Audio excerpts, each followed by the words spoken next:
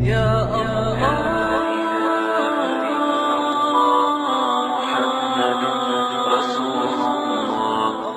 Assalamu alaikum sayılı seyirciler, vakit şerifiniz hayırlı olsun. Ater telekanalının efirinde Kene Zan Sirası programması ve bugün bizler Kur'an-ı Kerim'nin mübarek bir suresi hakkında söz etmeye isteyimiz. Kur'an-ı Kerim'nin 105. suresi Fil suresidir. Ve bu surede fil hikayesi getirir, yani fil orduları hakkında söz edilir. Ve aslında bu sureden bizler nasıl ibret alabileceğimiz bu hafta bizge Rahim Hoca Gaffarov yardım edecektir. Selamun aleyküm Rahim Hocam. Aleyküm selam. Bütün seyircileri de selamlayayım. Allah'ın rahmeti ve bereketi üzerinize olsun inşallah. Tabii ki böyle bir 105. bir sure Fil suresi, zaten adından da anlaşıldığı gibi bir fil manası baranda. Eski vakitlere baktığımız vakit gerçekten buna biz Müslümanlar hicret deyimiz. Hicretten sonra sayamız yılları. O vakitlerden evvel herkes özüne göre bir tane bir vakti var idi. Dediler ki işte birisi doğdu, benim oğlum doğdu ya da bu oldu, o bu oldu deyip ondan sayaydılar. Ama fil vakası dediğimiz yıl Hazreti Peygamberimizin sallallahu aleyhi ve sellem'in dünyaya gelgen bir yıldır. Ve bunun yanında işte ortaklaşa herkesin işte көрген balaban bir mevzu ve ondan sonra yıllar sayılaydı. Hazreti Peygamberimiz sallallahu aleyhi ve sellem aynı o yılda dünyaya gelgendir. Yani bu geçten de o vakitinin insanları için gayet emniyetli ve büyük bir vakıya oldu. Evet, Herkes ondan evet. hesap başladı. Aslında bu sureni başta bir eşitiyik ve sonra onun manasını anlamaya çalışalım. Allahu Teala buyuruyor ki elem tera keyfe feale rabbuke bi ashabil fil. Sen görmedin mi? Allahu Teala o fil sahiplerinden ne yaptı? Elem yec'al keydehum fi tazlil. Onların yaman kurdukları o pusuları boşa çıkarmadılar. Çıkarmadı mı Allahu Teala? Ve ersele aleyhim tayran ebabil. Ve onların üzerine ebabil kuşlarını böyle bölük bölük yollamadı mı? Termihim bi hicaretin min sicil. Onların üzerine böyle pişirilgen, katı, böyle taşları onlar attı. Fecalehum keasfin mekul. Onlarını işte o çalğanda kalgan, böyle taptanılgan ve yerlen anda buna taşlanan böyle küçük parçalarga ayırmadı mı deyip o şekilde getirmedi mi deyip buyur Allah-u Teala. Bu vakanın asıl sebebi aytkanım gibi Hazreti Peygamberimiz sallallahu aleyhi ve sellem daha dünyaya gelmegen idi. Ama o vakitlerde bir Yahudilik var idi, bir Hristiyanlık var idi. Ve Yemen dediğimiz bölgede çufutlar, Yahudiler başladılar Hristiyanları ezmeye. Çoğunu öldüreydiler. Bir tanesi kaçıp olgan bir köyden, bir köyü yok edecekler. Kaçıp olgan ve ketken kimge baracak? O vakit en güçlü Hristiyanların başı Rum dediğimiz taraf. O tarafa bara de ki yardım etiniz bizimkileri anda yandıralar diye. O adam diyor ki yaxşı diye benim diye devletim sizden uzak. Men Habeş, Efiyopya diyeyimiz da. Şimdi onun diye kralına yazayım Necaşi'ye Alkami adı. Yazayım diye Necaşi'ye. O sizge yardımcı olsun diye. Bir mektup yazdı. Ve Necaşi ala balaban bir ordu toplay. Ve onların üzerine, çufların üzerine Yemen tarafına yollay. Aslında başında Eryad degen bir kumandanları var. Böyle sağlam bir adam. Keti tarafını yok etti. Onları yandıra ve anda ozu endi hükümet kurmaya başlay. Anda kalalar. Bunun yardımcısı var. Ebrehe degen bir adam. Ve pek kurnaz bir adam Ebrehe. Daim da ozu parça olmaya istiyor. Ve şimdi düşünüyor ki nasıl yapayım, nasıl edeyim? Bir fitne çıkara, o ordunu ikiye böyle. Bir tarafı onu tuta, bir tarafı Eryad'ını tuta. Ondan sonra Eryad kayda ki, geldi biz böyle adamları o zararına kavga ettirmeyik. Sen ve ben karşı karşıya çıkayık, ölüme kavga ettik, kim kalsa o kazanır diye. Ondan sonra Eryad düşünüyor ki bu Ebrehe hiç gene bir şey yok, bir iki yandırsam öldürürüm deyip çıkağında. Ama bu tuzak kura. Tuzak kurmak meselesi de usta bir adam. Tuzak kura ve onu öldürttü yanda. Öldürttükten son ozu paşa oldu. Tabii ki Habeş kralı bunu eşitkenden son Necar pek açulana. Diye bu nasıl öyle bir şey yapar? Diye ki ben diye anda baracağım diye o Yemen toprağına. Ve onun başını diye onun toprağına ezeceğim diye, saçlarını ezeceğim diye. Bu haber geri Ebrehe'ge. O da akıllı adam ala saçlarını kese sıfırga bir torba toprağına ala. Bunun yanında bir talay hediyeler ala ve yollay Necaşi'ge.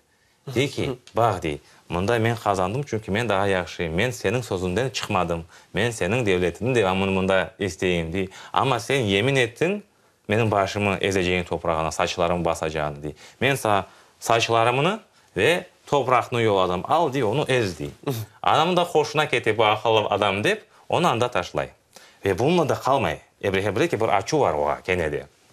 Deyik ki ben sizin adınıza bunda endi Hristiyanlığa karşı böyle şey yapılğanı için en dülbir, en balaban bir tane kilise kuracağım diye.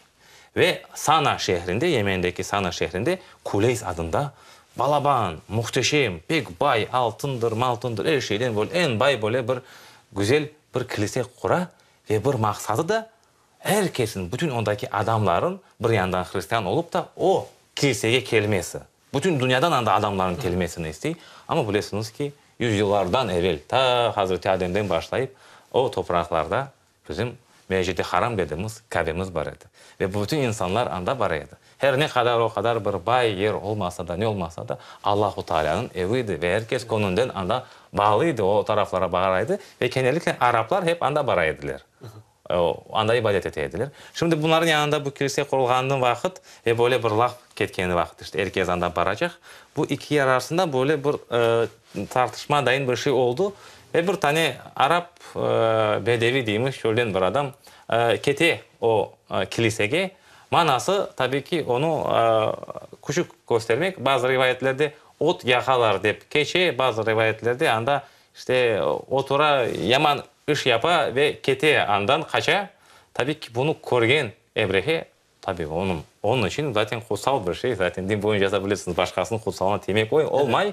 Ve o pek açulana. Diye siz bana öyle şey yapsanız ben sizleri de yok ederim diye Kabe'ni de yok ederim. Yemin ede. Diye ki ben Kabe'yi yok edeceğim ne olursa olsun diye. Ondan sonra çıkay yolga. Toplay 60.000. O vakitler balaban bir ordu. 60.000 toplay. Yolda ketkeni vakit zaten o vakit Araplar Kabe'li o zararında da birlik yok, bir şey yok. Karşı kimse durup olamay.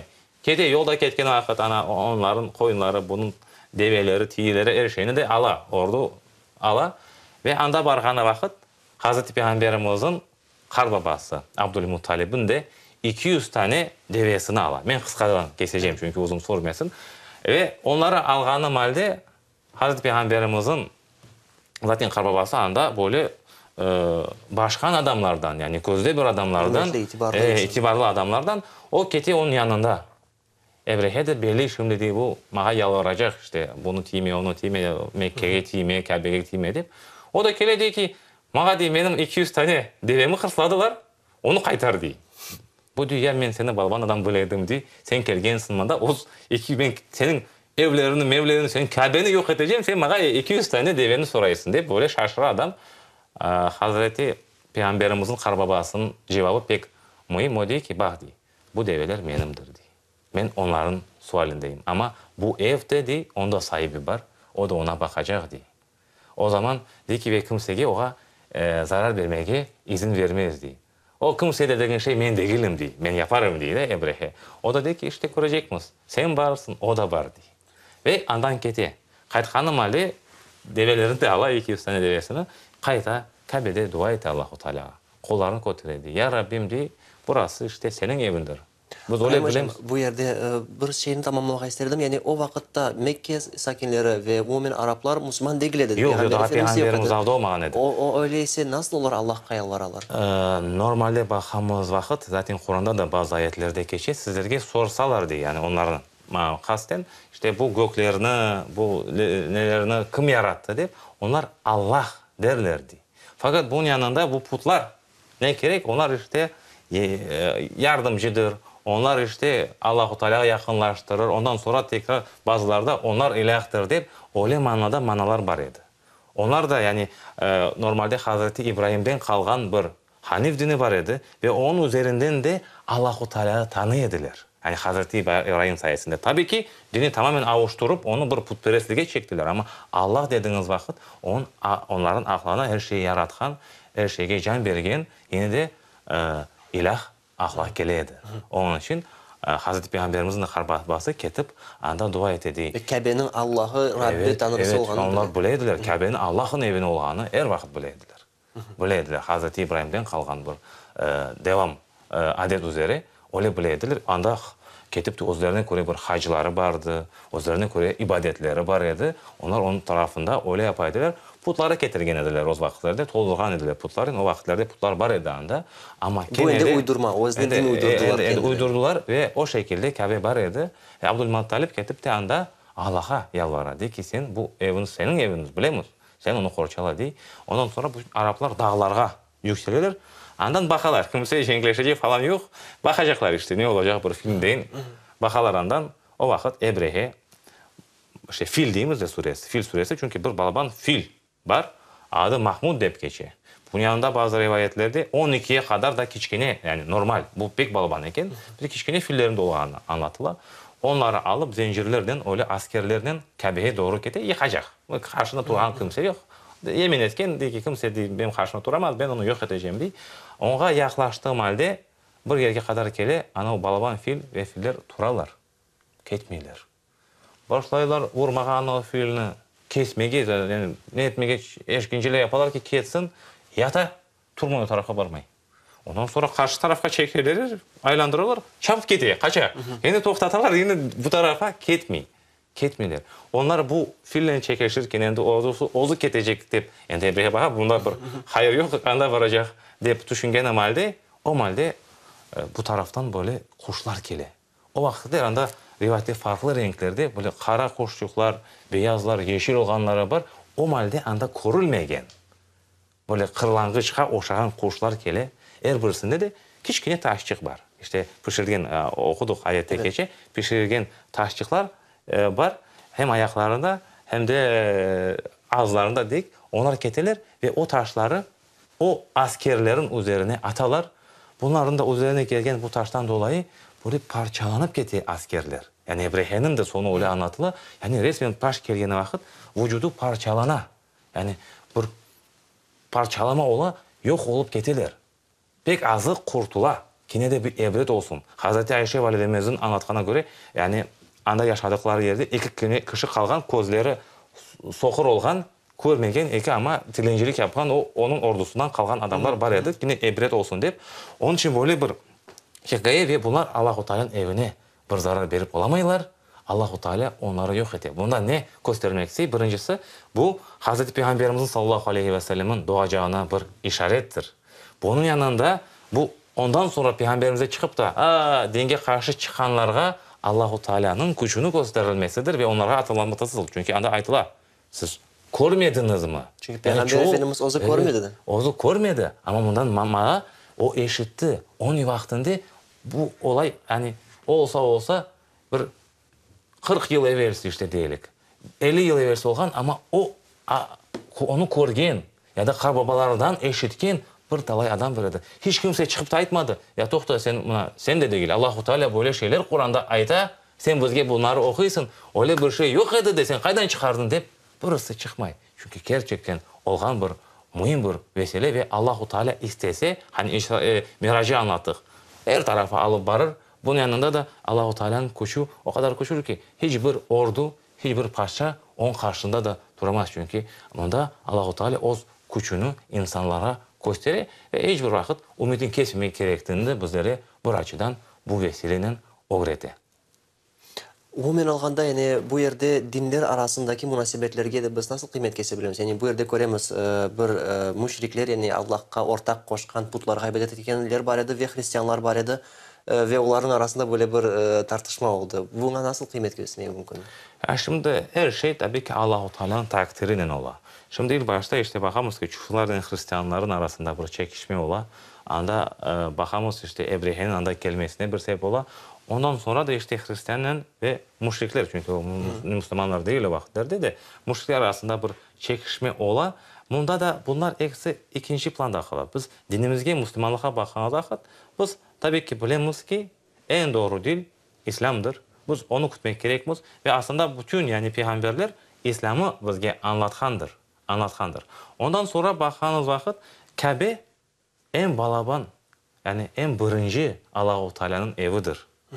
Ve Allah-u Teala anda onu korçaladı ve kendi de ozunun gücünü hem bir taraftan çufutlara hem bir taraftan Hristiyanlara hem de o zamanlar müşriklerge oz gücünü ve her şeyge onun gücün kudretini yettiğini herkeske göstergendir. Bunu hani dinler arası bir problemadayın görmek gerekmiyor çünkü o vakitlerde onlar o zararında çıktı ama ne vakit onlar Kabe'ye yöneldiler. Çünkü bakanız vakit o Arap'ın da yapkanı şey doğru değildir yani o kiliseye karşı bakanız vakit ama ne vakit onlar ketip de alıp Kabe'yi yok etmek istediler o zaman Allahu Teala dur dedi ve hiç ummadık yerde hiç korunmayan bir kuşlardan hiç kimse bellemezdi balaban bir ordu yani hiç kimse karşısına çıkıp olamay buna keşkenecek kuşlar çıkar taşlar atarlar ve onu yok ettiler perişan ettiler Kur'an'da keşkeni gibi böyle savrulgan böyle yaprak parçaları gibi olalar. Rahim hocam, o vakitte Peygamber Efendimiz'in kavmi, yani o vakitte yaşayan müşrikler, Peygamber Efendimiz'i bazıları kabul etti, Müslüman oldu, bazıları kabul etmedi. Ve umumen bu sureni onlar için nazil etmesinin sebebi nasıldı ve onlar bu sureye nasıl davranaydılar? Yani onlara tesir ettiydi mi bu sure? Normalde bakığınız vakit ilk başta böyle nuzul sırası dediğimiz vakit anda ya eyyuhel kafirun degen ayetler inmeye başlıyor. Yani açıkça anda ey kafirler degen şeyler ayetler ve ondan sonra da bakamız mesela bu sure anlatıla. Niçin? Diyor ki ya siz şimdi karşı çıkarsınız. Kimge karşı çıkarsınız? Siz aslında peygambere karşı çıkmaysınız. Böyle karşı çıkan vakit dinge. Siz dinge Allah'a karşı çıkarsınız. Hatırlanız. Allahu Teala oğa karşı çıkanlara, o Kabe'ye karşı çıkanlara ne yaptı? Onu hatırlanız, aklınız yere gelsin. Öyle bir şey yapmanız. Düşünmez ki benim malım var, benim mulkum var, benim zenginliğim var, benim sağlığım var, gücüm var. Ben endi ne istersem yaparım degen şey düşünmeniz. Her şey Allah'ın takdiri altında. Allah ne istese o olur. Ve hiç bilemez ki benim karşımda hiç kimse duracak yok. Hiç ne bir tane virüs, hiç ne bir kuşçuk bile koskoca ordularını yok ete Allah'ın gücünü düşününüz. Ve ozunuzun bu dünyada Allahu Teala'nın gücü karşısında hiçbir şeye sahip olmaganınızı anlanız. Bu dinge karşı çıkmanız degen bir manası var. Ve bugünkü günde bizler bu sureni okup nasıl ibretler almalımız kendilerimiz için ve bir iki noktanı belgilep nasıl ders alayak? Yani bu meseleye bakamaz vakit bu sure bizge ilk başta işte bu dünyada her şeyin Allahu Teala'ya bağlı olduğunu unutmamak gerektiğimizni, Allahu Teala'dan hiçbir vakit ümit kesmek gerekmediğimizi, her ne kadar kıyın olsa da yani kolları koterip, müşrik dediniz de, müşrikler dua etti değil. Her ne kadar günahımız olsa da olsun Allahu Teala'nın rahmetinden ümit kesmeyip oğa her daim yönelmemiz gerek, tövbe etmemiz gerek ve istememiz gerek. Çünkü Allahu Teala her daim yardımcıdır, yardım eder ve hiç beklemediğimiz yerden, bazı vakitlerde böyle umutsuzluk ne oldu, bittik, gittik degen şeyler, hiç beklemediğiniz yerden bile Allahu Teala'nın yardımı gelmesi mümkün olmasını bizlerge gösteriyor. Bunun yanında da biz dünya malına, gösterişke işte, balaban kurayım, ne yapayım, asıl olgan işte Kabe gibi belki kara bir yer ne ama muhimliği, yani ne kadar ozuk kara olsa da bütün yürekleri aydınlatkan Hazreti Peygamberimiz sallallahu aleyhi ve sellem'in Kur'an'ın geldiği yer, o yıl zaten Peygamberimiz dünyaya kere ve her tarafı aydınlata. Biz de alıp da ozumuzun üzerimize ne giyersek giyek, o pek mühim değil. Asıl olan işimizdeki o nurunu Hazreti Peygamberimizin bizge anlattığı imanı yaşatmak gerektiğimizi, yaşamak gerektiğimizi unutmamak gerekmiz. Her daim da Allahu Teala'dan yardım beklemek, sormak gerekmiz. İnşallah Allah cümlemizge yardımcı olsun ve onun yolundan gitmeye bizge nasip olsun. Çok sağ olun Rahim hocam. Sayılı seyirciler, hatırlatamız bugün bizim stüdyamızda Rahim Hoca Gafarov bulundu ve bizler Kur'an-ı Kerim'in 105. Mekke'de nazil olan Fil suresi hakkında söz ettik ve Allah Teala cümlemizge onun evine saygı duymağa ve Kırım'da olan cemilerimizge de sahip çıkmağa ve onların mukaddesliğini öz közögümüzde alçaklatmamağa yardım etsin ve hususan Kabe-i Şerif'e de barmağa cümlemizge nasip olsun. Sağlıklı kalınız. Ya Allah